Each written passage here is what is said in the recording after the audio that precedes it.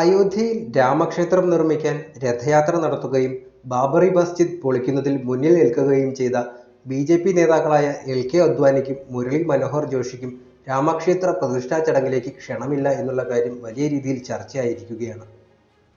പ്രായവും ആരോഗ്യപരവുമായ കാരണങ്ങളും ചൂണ്ടിക്കാട്ടിയാണ് ഇരുവരെയും പ്രതിഷ്ഠാ ചടങ്ങിൽ നിന്ന് ഒഴിവാക്കിയിരിക്കുന്നത്.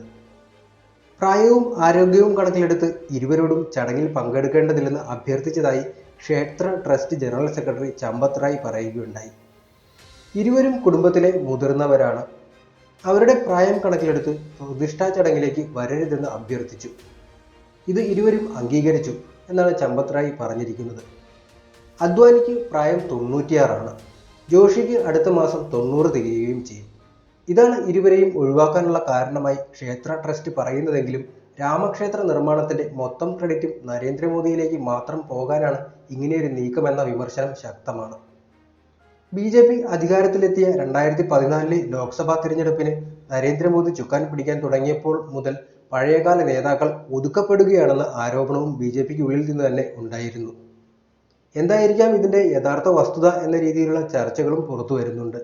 ഇതിന്റെ യഥാർത്ഥ വസ്തുത പരിശോധിച്ചാൽ ക്ഷേത്രത്തിന്റെ ഉദ്ഘാടനത്തിന് മുന്നോടിയായി വലിയ പ്രചാരണങ്ങളാണ് ബി.ജെ.പി. സർക്കാർ നടത്തിവന്നത്.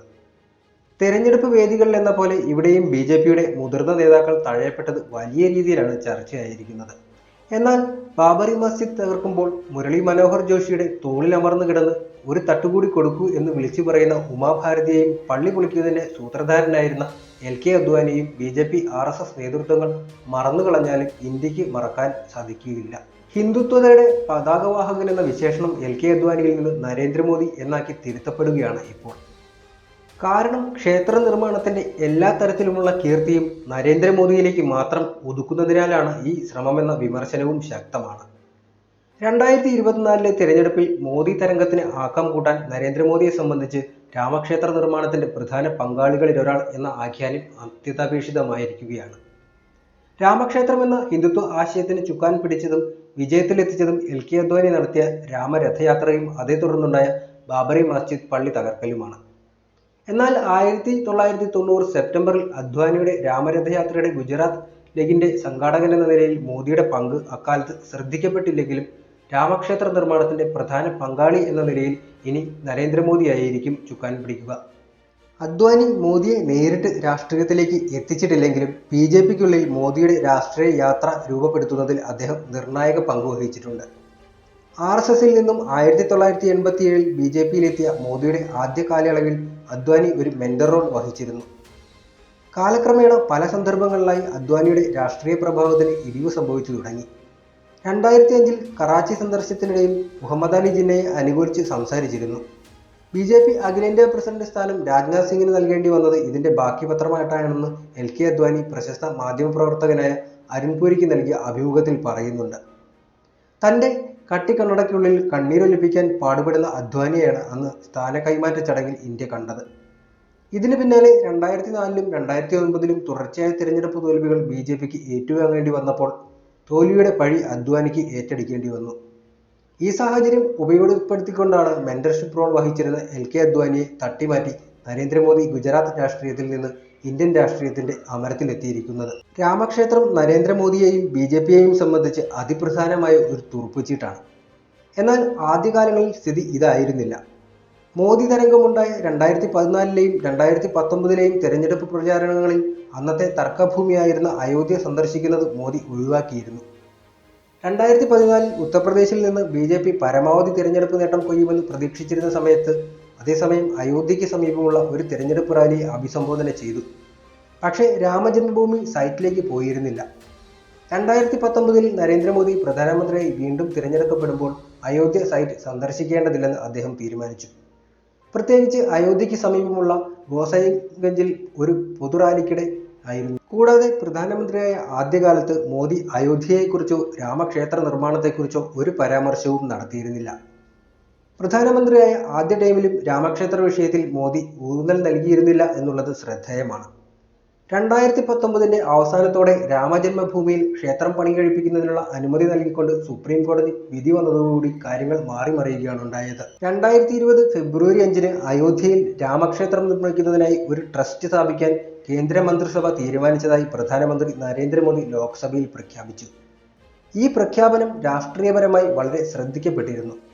കാരണം BJPയുടെ പ്രധാന പ്രത്യയശാസ്ത്ര അജണ്ട നിറവേറ്റാൻ ലക്ഷ്യമിട്ടുള്ള ഗവൺമെന്റിന്റെ നിയമനിർമ്മാണ സംരംഭങ്ങൾക്ക് അതുവരെ നേതൃത്വം നൽകിയിരുന്നത് ആഭ്യന്തരമന്ത്രി അമിത് ഷാ ആയിരുന്നു. ഭരണഘടനയുടെ ആർട്ടിക്കിൾ 370 പ്രകാരം ജമ്മു കശ്മീരിന്റെ പ്രത്യേക പദവി എടുത്തുകളയുവാനും പൗരത്വ നിയമ ഭേദഗതി പാസാക്കാനും അന്ന് നീക്കങ്ങൾ വിപുലമായി നടന്നപ്പോൾ അമിത് ഷാ സർക്കാരിന്റെ മുഖവും ശബ്ദവുമായിരുന്നു. BJPയിലെ ഒരു വിഭാഗം തന്നെ പറയുന്നതനുസരിച്ച് രാമജന്മഭൂമി പ്രസ്ഥാനവുമായി മോദി ഒരിക്കലും അടുത്ത ബന്ധം പുലർത്തിയിരുന്നില്ലെന്നുള്ളത് മുൻകാല ചരിത്രങ്ങളെ ഓർമ്മിപ്പിക്കുന്നുണ്ട്. വിഷയം കോടതിയിലായതിനാൽ ദേശീയ രംഗത്തേക്ക് വന്നതിന് ശേഷം അയോധ്യ പ്രസ്ഥാനവുമായി താദാത്മ്യം പ്രാപിക്കേണ്ടതില്ലെന്ന് അദ്ദേഹത്തിന്റെ ബോധപൂർവമായ തീരുമാനമായിരുന്നുവെന്നുള്ളതാണ് റിപ്പോർട്ട്. വരുന്ന ജനുവരി 22-നാണ് രാമക്ഷേത്രത്തിലെ പ്രതിഷ്ഠാ ചടങ്ങ് നടക്കുന്നത്. പ്രധാനമന്ത്രി നരേന്ദ്രമോദിയാണ് മുഖ്യ അതിഥിയായി എത്തുക. ജനുവരി 15 പ്രതിഷ്ഠാ ചടങ്ങിനുള്ള അവസാന ജോലികളും പൂർത്തിയാകുമെന്നും പ്രതിഷ്ഠാ പൂജകൾ 16 മുതൽ ആരംഭിക്കുമെന്നും ട്രസ്റ്റ് അറിയിച്ചിട്ടുണ്ട്. ജനുവരി 23 ക്ഷേത്രം പൊതുജനങ്ങൾക്കായി തുറന്നു കൊടുക്കും. പ്രതിഷ്ഠാ ചടങ്ങോടെ നരേന്ദ്രമോദിയുടെ ലോക്സഭാ തിരഞ്ഞെടുപ്പ് ക്യാമ്പയിനും ആരംഭിച്ചേക്കുമെന്നുള്ള വാർത്തകൾ പുറത്തു വരുന്നുണ്ട്. 4000 സന്യാസിമാർ ഉൾപ്പെടെ 7000 വിശിഷ്ടാതിഥികൾക്കാണ് പ്രതിഷ്ഠാ ചടങ്ങിലേക്ക് ക്ഷണമുള്ളത്. മുൻ പ്രധാനമന്ത്രി HD ദേവഗൌഡയും ടിബറ്റൻ ആത്മീയ നേതാവ് ദലൈലാമയും മാതാ അമൃതാനന്ദമയും ബാബ രാംദേവും സിനിമാ താരങ്ങളായ രജനികാന്തും അമിതാഭ് ബച്ചൻ, മാധുരി ദീക്ഷിത്, അരുൺ ഗോവിൽ, സംവിധായകൻ മധുർ ഭണ്ഡാർക്കർ, പ്രമുഖ വ്യവസായികളായ മുകേഷ് അംബാനി, അനിൽ അംബാനി, പ്രശസ്ത ചിത്രകാരൻ Vasudev Kamath, ISRO space application centre director Nilesh Desai തുടങ്ങിയവരും ചടങ്ങിലേക്ക് ക്ഷണം ലഭിച്ച പ്രമുഖരാണ്. അതിനിടെ രാമക്ഷേത്രത്തിന്റെ പ്രതിഷ്ഠാ ചടങ്ങിനിടെ ലങ്കർ സംഘടിപ്പിക്കാൻ നിഹാങ് സിഖ് സമൂഹം ഒരുങ്ങുകയാണ്. നിഹാങ് ബാബ ഫക്കീർ സിംഗ് ഖൽസയുടെ 8ാമത്തെ പിൻഗാമിയായ ജഥേദാർ ബാബ ഹർജിത് സിംഗ് റൺസുർപൂരാണ് ഉദ്ഘാടന വേളയിൽ ലങ്കാർ സേവ സംഘടിപ്പിക്കുന്നത്. 1858 നിഹാങ് ബാബയായിരുന്ന ഫക്കീർ സിംഗ് ഖൽസയുടെ നേതൃത്വത്തിൽ ബാബറി മസ്ജിദിൽ ഹവനം നടത്തിയിരുന്നു. രാമക്ഷേത്രത്തിന്റെ പ്രതിഷ്ഠാ ചടങ്ങിൽ നിന്ന് തങ്ങൾക്ക് മാറി നിൽക്കാനാവില്ലെന്ന് ബാബ ഹർജിത് സിംഗ് റസൂൽപൂർ പറയുന്നുണ്ട്. തൻ്റെ പൂർവികരെ പോലെ തനിക്കും ശ്രീരാമനോട് യഥാർത്ഥ ഭക്തിയും വിശ്വാസവുമുണ്ട്. മറ്റ് നിഹാങ് സിഖുകാർക്കൊപ്പം ജനുവരി 22 അയോധ്യയിൽ ലങ്കർ അടക്കം സംഘടിപ്പിക്കും. ഇതിനായി രാജ്യത്തു നിന്നും വിദേശത്തു നിന്നും ഭക്തർ എത്തുമെന്നും അദ്ദേഹം പറയുന്നുണ്ട്. 1858 നവംബർ മാസത്തിൽ തങ്ങളുടെ ഗുരുവായ ഫക്കീർ സിംഗ് ഖൽസയുടെ നേതൃത്വത്തിൽ 25 നിഹാങ് സിഖുകാർ ബാബറി മസ്ജിദ് പിടിച്ചെടുത്തത് പരമ്പരാഗത പൂജകൾ നടത്തിയതായി അദ്ദേഹം കൂട്ടിച്ചേർത്തു. കൂടാതെ ബാബറി മസ്ജിദിന്റെ ചുവരുകളിൽ രാമനാമം എഴുതുകയും കാവി പതാക ഉയർത്തുകയും ചെയ്തിട്ടുണ്ട്.